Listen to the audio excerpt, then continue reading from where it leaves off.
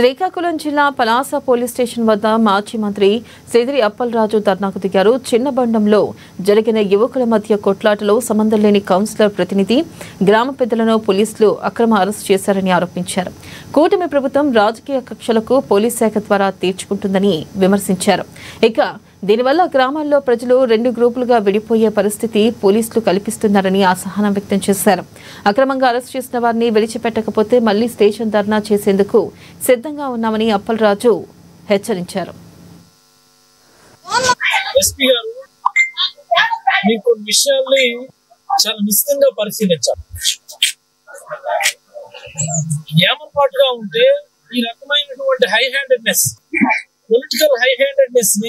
పోలీసుల ద్వారా వాళ్ళు నెరవేర్చుకుంటా ఉన్నారు.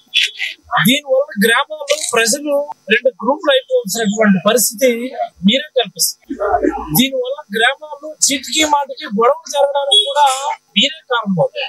హై హ్యాండెడ్నెస్ వల్లే కదా గ్రామాల్లో ఇన్ని గ్యాప్స్ ఉన్నాయి, ఇన్ని డిఫరెన్సెస్ ఉన్నాయి. మీరు ఎక్కడైనా కౌన్సిలింగ్ చేయించే పరిస్థితి ఉన్నదా? సమస్యాత్మక గ్రామాలు ఏవైతే ఉన్నాయో ఇరు వర్గాన్ని కూర్చోబెట్టి మాట్లాడించి కౌన్సిలింగ్ చేసే పరిస్థితి ఎక్కడైనా ఉన్నదా ఈ జిల్లాలో? ఈ 1 year ఎంత క్రైమ్ రేట్ చూసాం ఈ జిల్లాలో?